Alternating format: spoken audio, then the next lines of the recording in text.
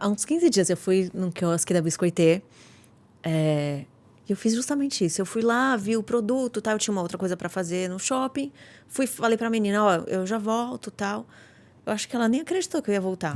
Eu fui, fiz o que eu tinha que fazer e na hora que eu tava saindo, já passei lá pra comprar. Cara, e ela foi muito bacana. Foi Que um legal. ótimo atendimento. Mas como que Nossa, me vocês arrepio, porque eu fico como que muito feliz vocês de ver isso. fazem isso, Raul? Porque essa ponta de atender o consumidor, do funcionário que está ali, né, no momento, nesse último momento ali com o consumidor, ele é muito complexo. É Muito. muito complexo encontrar esse perfil, encontrar esse funcionário. Como que vocês conseguem isso tendo tantas unidades como vocês têm? É simples, mas não é fácil. A gente começa com os nossos valores, né?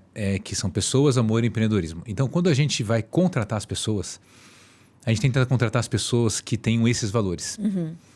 Isso é muito difícil, né? De novo, é simples, não tem nenhuma regra mirabolante aqui. Ela só é muito mais difícil você achar alguém olhando por esta ótica do que achar um bom barista ou um bom vendedor. Porque a gente acredita também que, assim, pessoas que têm esses valores, pessoas que são felizes independente do momento que tá. Eu, de novo, nasci na favela, tenho um pai alcoólatra, perdi minha mãe cedo e a gente sempre foi uma família feliz.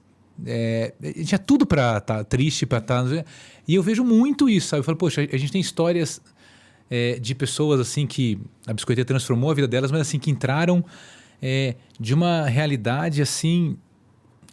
de chorar, mas que na Biscoiteira elas puderam ser elas mesmas. A gente tem a maior parte das nossas pessoas são mulheres, 72%, 74% são mulheres, 16, 17 são LGBTQ+, e eu brinco que os homens a gente está em extinção, nós somos a cota lá.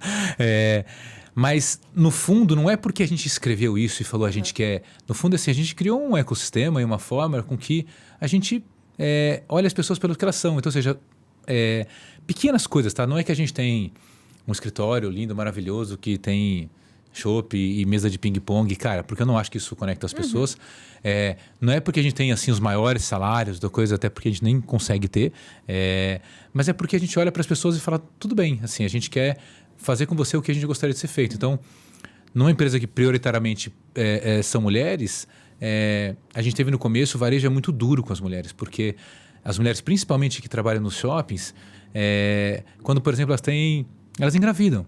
Eu falei, não vou contratar mulher. Eu falei, cara, sim, é um momento, você é pai, você é mãe, é o momento mais importante da minha vida, da minha esposa, por que você não vai tratar essa pessoa e falar, não, vamos acolher, tudo bem se você... A gente já contratou várias pessoas que estavam grávidas, falaram, não, olha, eu tenho que falar uma coisa, eu tenho...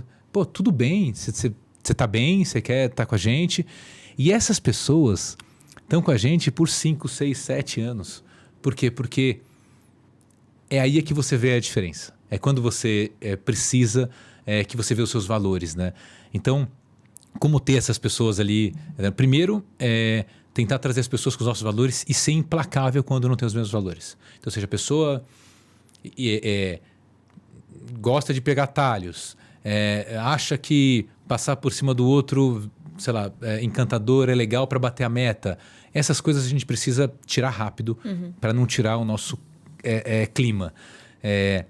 E todo mundo percebe isso. Até que entram pessoas na Biscoiteira, a gente chama de encantadores, as meninas que ficam na ponta, né?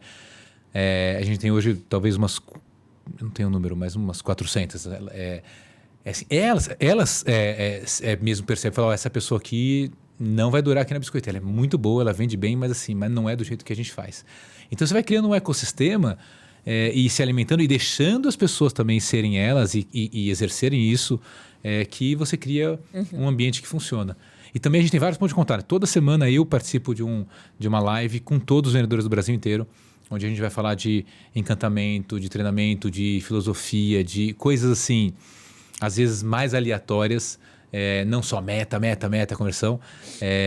A gente assim tem vários mecanismos de como fazer isso, mas no fundo também ter a liderança alinhada com esses valores, depois a supervisão, depois as pessoas. Não adianta você fazer o oposto, que não vai funcionar. E aí você vai criando um clima que essas coisas elas florescem. Não é fácil, a gente não tem isso em 100%, Mas a gente vai ficar tentando até conseguir. Desde o início da nossa conversa, assim, você trouxe muitas coisas aqui que vão no contrário do que o mercado em geral faz. E Sim. ao contrário do que o mercado prega como correto para ter sucesso, para alcançar as metas, para crescer e tal. Você tem falado muitas coisas que, numa primeira visão, alguém pode falar, nossa, totalmente oposto do que o mercado está pregando. Eu acredito muito nisso tudo que você está falando. De verdade, assim, acredito profundamente. Falo muito sobre isso. E acho que isso tem muito a ver com as empresas que a gente vai ver no futuro. Eu tenho um livro que eu sempre falo desse livro, de um professor que eu tive o prazer de ter aula em Babson, que chama Rajesh Sisodia, que chama Healing Organizations. Em português devia ser organizações, empresas que curam ou companhias que curam, não sei exato, assim. E ele tem agora um novo que chama Everybody Matters. Então é um cara que, assim, é uma grande inspiração teórica para mim, né? Porque eu sou muito assim, eu sou muito prático, né? Então eu sou quase contra a maior parte das teorias que aconteceram e das aulas de empreendedorismo dadas por quem nunca empreendeu. Isso me... Porque eu fui um desses alunos que via isso na pós-graduação e falava, tá, estou tendo aula de empreendedorismo, mas qual é o seu história? Não, pô, eu sou acadêmico, PhD, sem nenhum demérito para isso, gente. Mas uma coisa é você estudar 500 empreendedores, outra coisa é você ter sido um que fez 3, 4, 5 empresas. Então, esse livro e essa base para mim de inspiração, ele fala muito que, assim, é como você olhar para trás e achar legal a Revolução Industrial, onde você tinha literalmente ali chicotes atrás das pessoas para que elas produzissem mais. Você olha para trás, você acha isso um absurdo. Mas naquele contexto e naquele momento, enquanto aquilo se vivia, aquilo era o certo a ser feito. Eu acho que esse pilar de você olhar as organizações que deveriam ter um propósito de não... As organizações deveriam ter um propósito de curar. E não de não fazer mal. E não de cumprir o ESG. E não tem nada errado com cumprir o ESG ou as ODS. Eu acho que é um caminho. Só que ele é um caminho, mas se você não mudar a alma, a essência, você não vai conseguir fazer as coisas acontecerem. Se a tua meta é dobrar o resultado todo ano, a cada 5 anos, você não vai conseguir... fazer uma empresa que cura e tomar as decisões de mais longo prazo, porque você pode cumprir uma outra ODS ou ter um ESG porque é mais barato você... É polêmico isso, né? Mas você vai cumprir o ESG porque é mais barato você acessar capital se você cumprir o ESG. Qual é o seu propósito de vida? Por que você está fazendo isso? E isso vem de novo com o meu propósito, que eu ficar assim, a Biscoitê, ela é uma empresa, não é uma ONG, é uma empresa que precisa dar lucro e que, by the way, talvez a gente tenha um dos maiores lucros assim, percentualmente do nosso mercado, com certeza. Mas o lucro é a última coisa que a gente fala na reunião. Porque eu preciso primeiro encantar, eu preciso primeiro trazer nossas métricas lá de NPS e tal, e depois a gente vai falar disso. Por quê? Porque no final, assim, se eu conseguir cumprir isso, ele é consequência. Porque as pessoas vão trabalhar muito mais engajadas. Porque meus franqueados vão estar muito mais felizes. E se ele estiver feliz, ele vai fazer as coisas acontecerem. Agora, se ele estiver lá só pelo lucro, ele não vai fazer. Ele não vai fazer bem. Ele não vai encantar. Porque ninguém encanta. A relação de... Não, faz isso aqui porque eu quero ganhar dinheiro e você vai ganhar também. Cara, assim, ela funciona enquanto você está passando fome, enquanto você não tem nada, enquanto você precisa comprar um carro. Agora, chega uma hora que você fala, cara, não é mais por isso. Então, as empresas, eu acho que elas precisam mudar.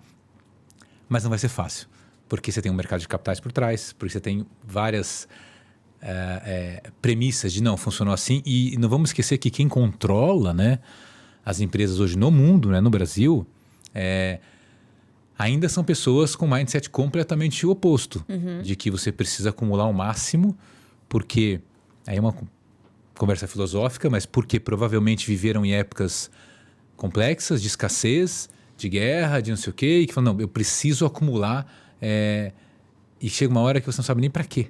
É um ciclo do mal, e que aquilo começa a te fazer mal também, e você não percebe, mas aquilo faz mal para você e para a organização inteira. Quantas pessoas...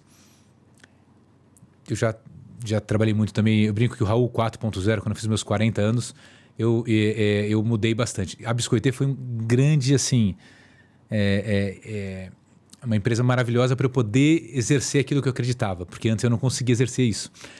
Mas quantas vezes você já não viu executivos que trabalharam a vida inteira, deram o máximo deles, viajaram o mundo todo, são reconhecidos como os principais CEOs, mas não tem família, não tem amigos, não tem esposa. Não tem... E aí ele tá lá com 40 anos e ele ganha um cheque de $10 milhões de bônus. Ele vai jantar sozinho no melhor restaurante de Nova York. É legal isso? Eu não sei, talvez para eles façam sentido. Para mim não faz. Mas para mim, de novo, né? Não é que o Raul sempre foi assim. Eu era esse cara há 10 anos atrás, que se me desse uma meta, eu ia correr atrás dela e quebrar a parede toda e bater minha cabeça na parede até fazer. Até que eu falei, para quê? No começo eu não tinha nada, eu precisava sustentar minha família. Na hora que eu falei, tá legal, os sonhos materiais eu consegui realizar todos e eu não preciso de muitas outras coisas. Eu queria ser feliz, queria algo que fosse legal, eu queria algo que eu me orgulhasse. E não é ser o cara mais rico do cemitério que vai fazer eu ter orgulho. Então, um papo longo, mas eu acho que no fundo é isso. Se você não mudar o mindset, e vai levar gerações para isso acontecer, mas eu acho que a gente está no meio dela. Eu acho que a graça de quem está vivendo agora, empreendendo agora, é que você pode fazer diferente. Você não precisa fazer igual a todo mundo. Você não precisa... E pode dar certo você não fazendo igual a todo mundo. Até melhor, talvez. Vai dar né? mais certo.